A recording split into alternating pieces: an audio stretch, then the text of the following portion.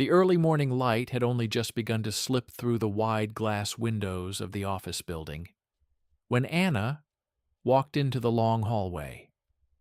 Her hands held a mop and a bucket, her movements practiced and precise from years of routine. Her gray uniform looked a little worn, but it was neatly pressed. Anna was around 30, with chestnut-colored hair tied into a strict bun. Her brown eyes were observant but careful. She rarely met anyone's gaze directly. Anna preferred to remain invisible. Every morning she blended into the quiet office environment she cleaned with methodical precision. To most employees, she was simply the cleaning lady, someone who appeared early and disappeared before the real workday began. No one in the company suspected that behind the quiet appearance of an ordinary janitor was a woman with an extraordinary gift for languages. Languages were Anna's secret passion. She inherited that love from her parents, both well-known translators who once worked on international projects. Her father in particular had been a brilliant linguist who spoke several Asian languages fluently. But years ago, everything changed. Her father died under strange circumstances. After that tragedy, the family slowly fell apart. Her mother sank into a deep depression, and Anna had no choice but to leave the university, where she had been studying East Asian languages. Bills had to be paid, life had to continue, and so Anna took the first job that offered stability: cleaning offices. Each morning, while wiping desks and mopping floors, she silently practiced phrases in Chinese, Japanese, and Korean. Languages became her window into another world, the only reminder of the dream she once had. Between rows of desks and office cabinets, she would quietly repeat foreign words under her breath, synchronizing them with the rhythm of the mop. Today's morning looked no different from the others.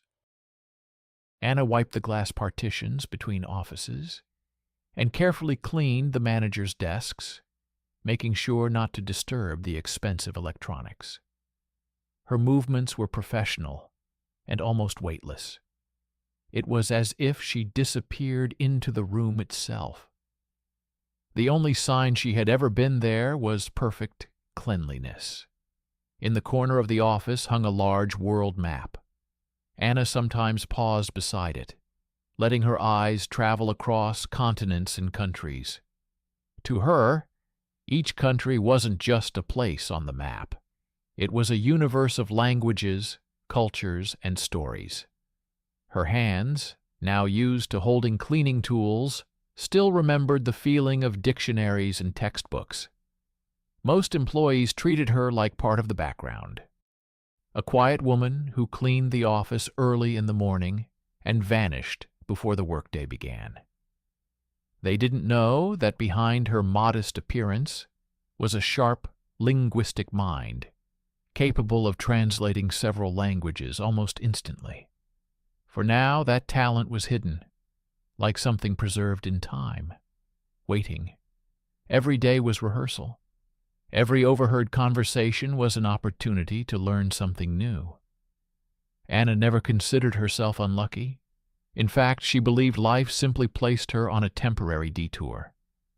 Somewhere deep inside, she still held on to the quiet hope that one day her abilities would be noticed. That evening the office was nearly empty. The soft hum of computers and distant footsteps created a monotonous background noise. Anna wiped the desks quietly, trying not to draw attention, as always. Her hands moved automatically, but her thoughts wandered somewhere far away, a world of unrealized dreams. Suddenly, a muffled conversation made her freeze. Two voices. They didn't know she was in the next room. "We urgently need a translator for the Chinese delegation," one man said. Anna recognized the voice. It belonged to Igor, the company's CEO. No one here speaks Mandarin at the level we need, he continued. Another voice replied, calmer. Max, the deputy director. Good translators are hard to find on such short notice, Max said. We may have to hire an outside contractor. Anna held her breath. Her heart started beating faster. Years of studying languages, late nights with dictionaries, lessons from her father. None of it had been wasted.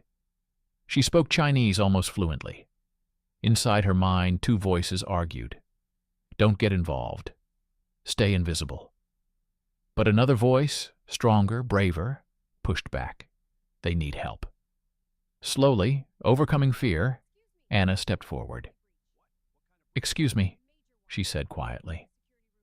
Both men turned. They looked surprised. Standing before them was the cleaning lady, still holding a cloth in her hand. But there was determination in her eyes. I can help with the translation, she said. Igor raised an eyebrow. You? He asked. Anna nodded. I speak Mandarin fluently. Max studied her carefully. Anna felt a drop of sweat slide down her back. This moment could change everything. How long have you been studying Chinese? Max asked. Since childhood, Anna replied calmly. My father was a professional translator. She tried to keep her voice steady. I can guarantee accurate translation. Silence filled the room. Anna understood that her future was being decided in that very moment. One wrong word, one wrong move, and everything would collapse. Finally, Igor broke the silence. All right, he said. Tomorrow morning we'll test your skills. If everything checks out, you'll translate during the negotiations. Anna's heart leapt. At the same time, fear tightened in her chest. This was the border between two lives, the past, where she had been invisible, and a future that was only beginning to take shape. That night, Anna barely slept. She pulled out old notebooks, dictionaries, and handwritten translations she hadn't touched in years. Everything had to be perfect.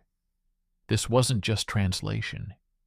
It was a chance to prove, to herself and to the world, that she was more than a janitor. Morning light filtered softly through the office blinds as Anna stood in front of a small mirror in the staff room. She quietly repeated key phrases in Mandarin under her breath. Her hands trembled slightly from nervousness, but her eyes burned with determination. Today's meeting could change everything. She reviewed complicated technical terms related to construction contracts, the kind that might appear in business negotiations. Her memory, inherited from her father, worked flawlessly. Every word and nuance felt crystal clear in her mind.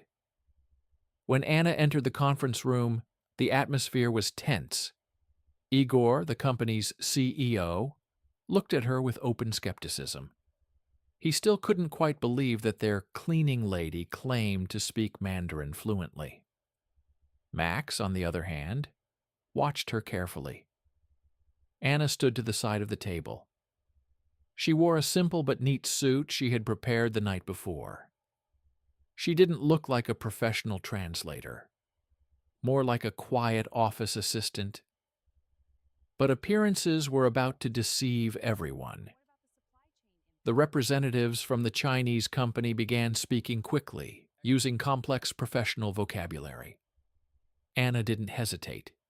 She translated each phrase calmly and accurately, not just the words, but also the tone, the subtle diplomatic meaning hidden between the lines. We are interested in a long-term partnership, the senior representative said. However, we have concerns regarding the financing structure of the project. Anna immediately translated the sentence. Then she added a carefully chosen diplomatic phrase that softened the potential tension. Igor and Max exchanged surprised glances. Her translation sounded like the work of a seasoned professional. The negotiations continued for nearly 3 hours. Technical details, contract terms, financial structures. Anna handled every sentence with remarkable precision. Her knowledge of language allowed both sides to find mutually beneficial solutions. When the meeting ended, the Chinese partners shook hands with Igor and Max. Then, unexpectedly, they turned to Anna and thanked her personally, in Mandarin, for the flawless translation. Anna responded politely, showing deep respect for their culture. Max noticed the confidence in her voice. After the guests left, Igor addressed her directly. "I must admit," he said, "I didn't expect our cleaning lady to be such a skilled translator." He paused. "We'd like to offer you a position as the company's full-time translator. The salary would be significantly higher." For a moment, Anna hesitated. This was the world she had dreamed about. Languages, international communication, a chance to return to the path she once lost. But something inside her slowed her response. "Thank you," she said quietly, "but I'm not ready to accept yet." Max looked at her, surprised. Why would anyone refuse such an obvious promotion? But for Anna, the cleaning job had become more than work. It had been her safe place. After years of instability, it gave her something she hadn't had before: security. Even though she had just proven her talent, stepping forward again felt frightening. Later that day, Max invited Anna to his office. She walked in cautiously, still unable to believe that her hidden talent had finally been noticed. The office interior was strict and professional. A massive oak desk, leather chairs, shelves filled with business documents. Max, a man in his early 40s with neatly combed dark hair, gestured for her to sit. His expression was serious but not hostile. "Anna," he said, "after what happened today, I'd like to understand your story better." She felt a nervous tremor inside her. No one had ever shown such sincere interest in her life before. Taking a deep breath, Anna began to speak. "My father was a linguist," she said quietly. "He taught me languages from childhood. Chinese was one of the languages we studied together." Max listened carefully. "What made you leave university?" he asked. Anna lowered her eyes. "After my father died, my mother fell into a severe depression. Someone had to support the family. Cleaning offices had been the only stable option." Max leaned back thoughtfully. "You still have your academic documents?" he asked. Anna shook her head. "Unfortunately not. After my father died and our financial problems began, many documents were lost." Max made a note in his notebook. "I can help you restore them," he said calmly. "Your talent deserves proper recognition." Anna felt something warm in her chest. For the first time in years, someone believed in her. "Why would you help me?" she asked softly. Max smiled slightly. "Talent shouldn't stay hidden," he replied. "And honestly, I think you're capable of far more than you allow yourself to believe." Their conversation slowly became more personal. Anna spoke about her fears, about the years of insecurity after losing her father. Max mostly listened, sometimes asking a quiet question, mostly allowing her to speak. "I'm afraid of losing stability," Anna admitted. "Being a janitor feels safe." "Safety doesn't mean standing still," Max replied gently. By the end of the conversation, they reached an unspoken agreement. Max would help restore her documents, and Anna would begin working as a translator for the company. For the first time in years, Anna allowed herself to believe that her life might change. But the change did not come alone. A week later, the first threatening note appeared. It was slipped onto Max's desk. The handwriting looked deliberately distorted. "Forget the past," it read, "or I'll remind you." At first, Anna thought it was some kind of joke. But 2 days later, another note arrived. Then a third. Now she knew. This was serious.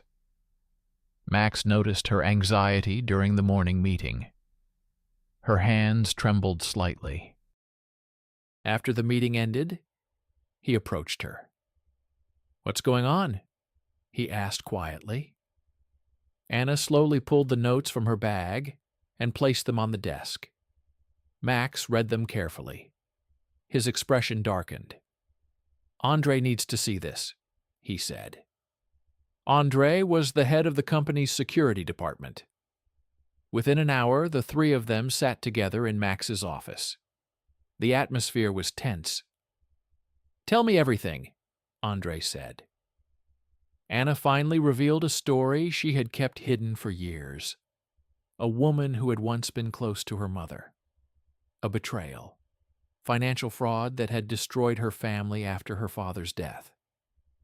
"And the son?" Andre asked. "Dmitry Safronov," Anna answered quietly. Andre immediately began investigating. Soon he discovered something alarming. Dmitry had recently returned to the city. He also had several criminal records related to financial fraud. "He could be dangerous," Andre warned. Max looked at Anna. She seemed vulnerable, but in her eyes burned quiet determination. "We'll protect you," Max said firmly. For Anna, those words meant everything. For the first time in years, someone stood on her side. Days later, Dmitry finally made his move. One evening, while Anna was leaving work, she felt someone grab her bag. The attack happened suddenly, but Max had already arranged protection. A security guard named Igor reacted instantly. Within seconds, the attacker was on the ground. Police arrived shortly after. The truth slowly came out. Dmitry had been trying to intimidate Anna. But this time, she wasn't alone. Weeks later, the case reached court. Financial documents proved the fraud committed against Anna's family. Dmitry was forced to return the stolen money and faced criminal charges. When the hearing ended, Anna stepped outside the courthouse. Fresh air filled her lungs. Max and Andre stood beside her. "What will you do now?" Max asked. Anna smiled. For the first time in years, it was a genuine smile. "I'll restore my documents," she said. "Finish my education and work as a translator." Years of working as a janitor had taught her patience. Recent events had taught her courage. She was no longer the frightened woman she once had been. The sun shone brightly above the city. And Anna knew something important. Her real journey was only beginning.